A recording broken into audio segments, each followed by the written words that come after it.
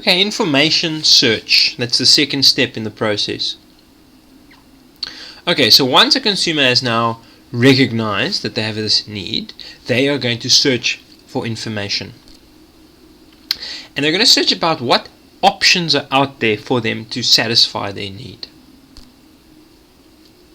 Now, there are two places that an information search can occur. It can occur internally or externally.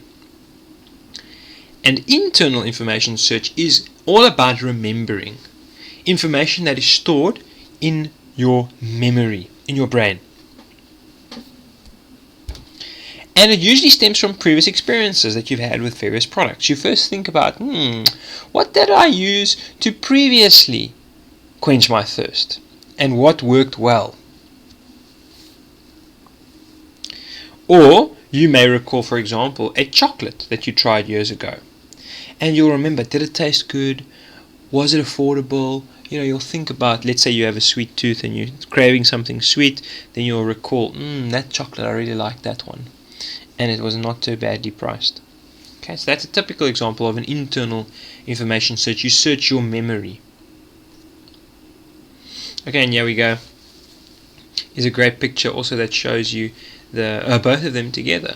Internal is memory or thinking, and external stimuli, an external information search is by looking at media, going to a shop, trying out a product, asking a friend for information. Okay, so as I said, an external information search seeks information outside the person. And there are two types of external information sources, places where you can get external information. Number one is called non-marketing controlled information sources, and the second one is called marketing controlled information sources.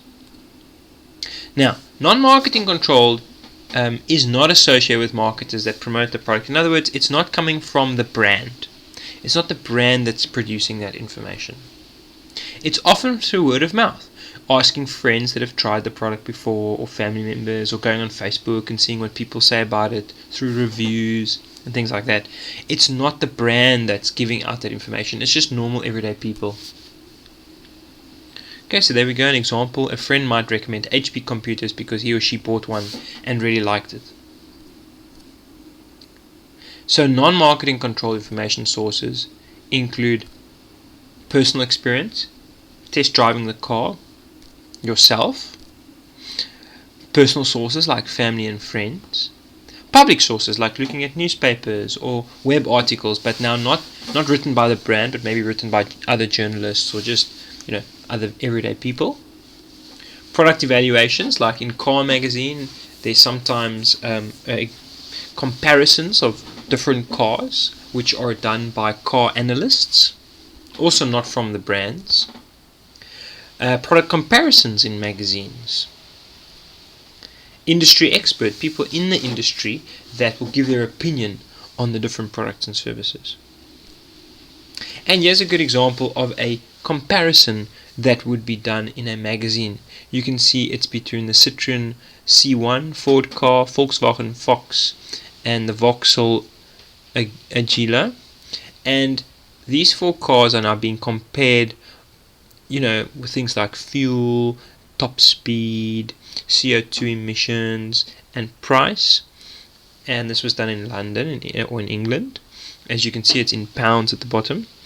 Now, this is done not by any of those brands, but by a magazine, probably like something like a Car Magazine, which is now showing the consumer different information about the different cars. And this is a typical and a good example of a non-marketing controlled information source, because none of these different brands are sponsoring this product comparison. It's being done by the magazine. So the magazine is not influencing people to buy any of these specific cars. They're just giving them non-biased information. Okay. And here's a typical example of a product review.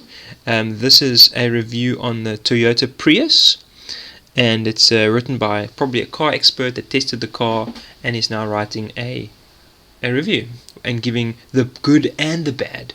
So marketing controlled information when it's from the brand itself, they usually only talk about the good. Whereas non-marketing controlled, it all usually gives the pros and the cons. Okay, so here we go. Marketing controlled information sources are biased because it originates from the marketers, and the marketers are never going to say bad things about their product. Okay, so marketing controlled information sources include places like mass media advertising, like TV, radio, newspaper, and billboards.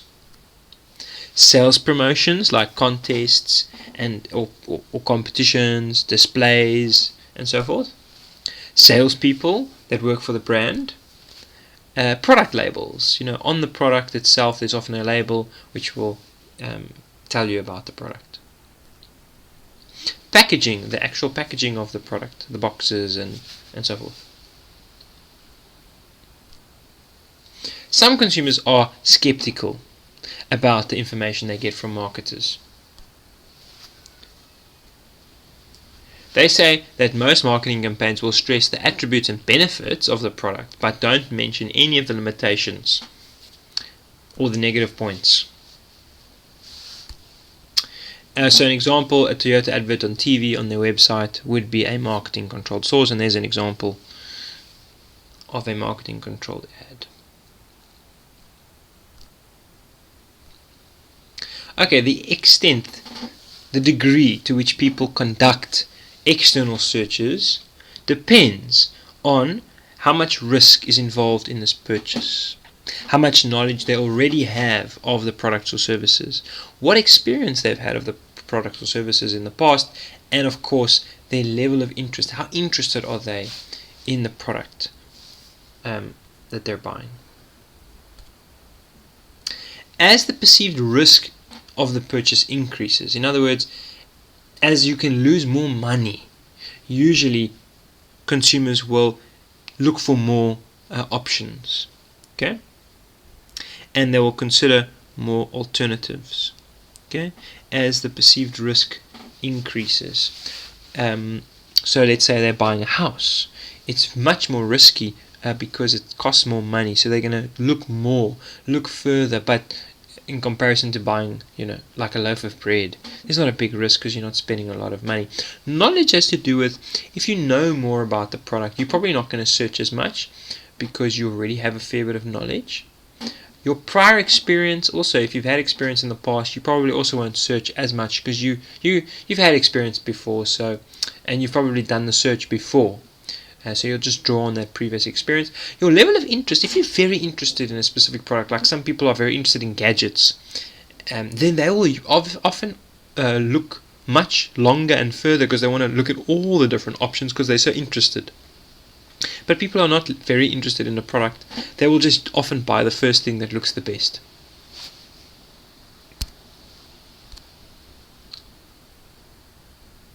So, for example, what are some of the things that you will look at when you're buying a new car? Something to consider. Buying a car is relatively risky because it costs a lot. So if you make a bad choice, you're playing with a lot of money. So you might be motivated to search for information about different models and different attributes such as petrol consumption, how heavy is it on fuel, how durable is the car, how much people can fit in the car. And the time and energy it takes to do such an extensive search is actually quite small in comparison to buying the wrong car because, that's much higher risk, and it's going to take you a lot more time and energy and money to fix your mistake. So, putting a bit of time and effort into search for a good product is actually, in comparison, it's very small, very minimal. By contrast, you are not likely to do very extensive search if you were looking for a bar of soap. You're not going to spend days or weeks searching on websites and considering different options of soap. Because it's soap. You buy one, you test it. If you don't like it, it's fine. It's going to be finished in a few weeks. It only costs like R5. So you just go buy another one. But you can't obviously do that with a car or a house.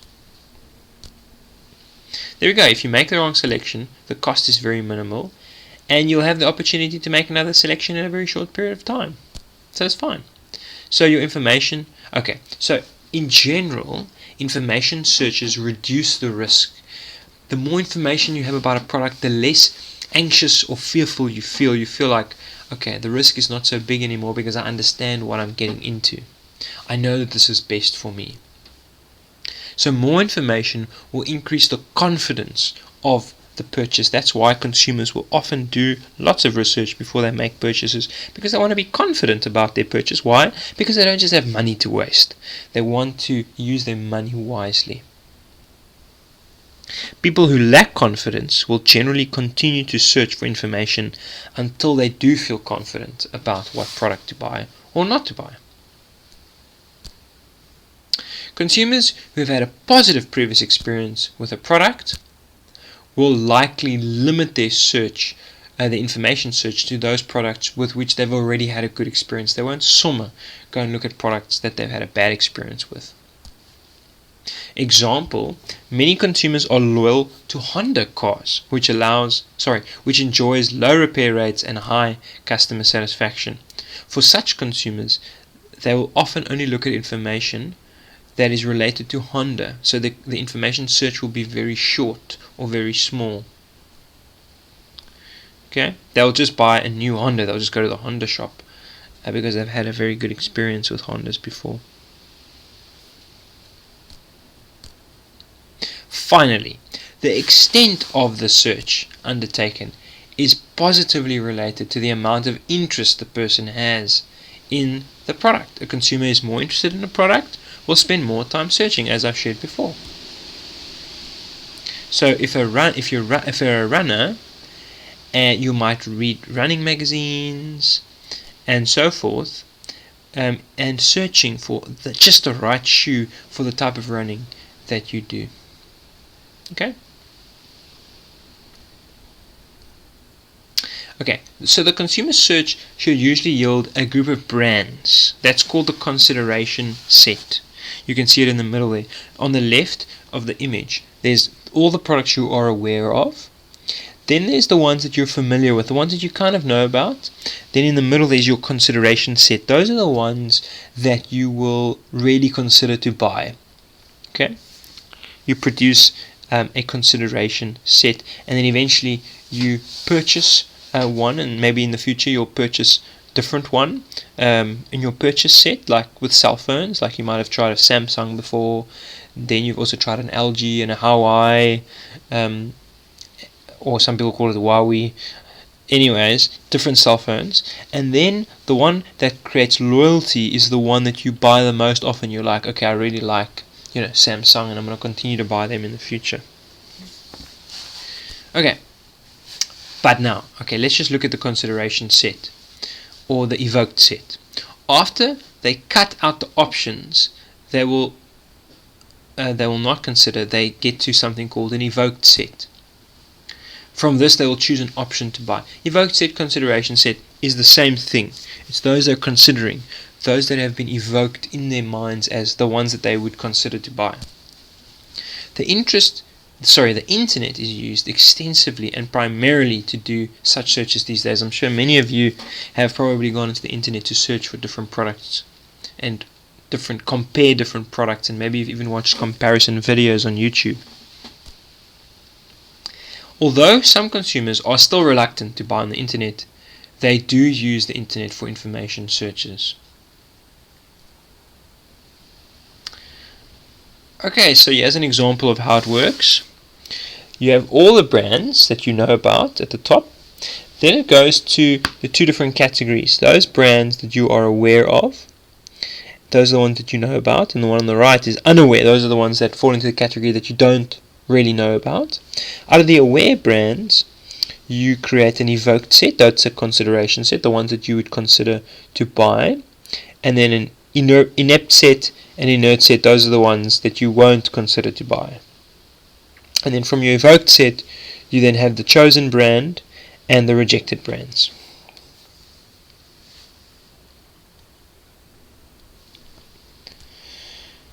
Okay, so here's a good example. you have at the top, it's actually not the consideration set. That would be the ones that you're aware of. Okay, those are the ones that you are aware of. Then it creates the evoked set or the consideration set. They are the same thing. Okay, and those are the ones that are then the 5 cell phones that you would consider. The ones that have evoked some emotion in you. Ooh, I like that one, and ooh, I like that one. That's what evoking is. It's when there's desire that's produced within you. Okay, you'd usually consider only those that produce an emotional response inside. And then obviously, lastly, you choose one to purchase.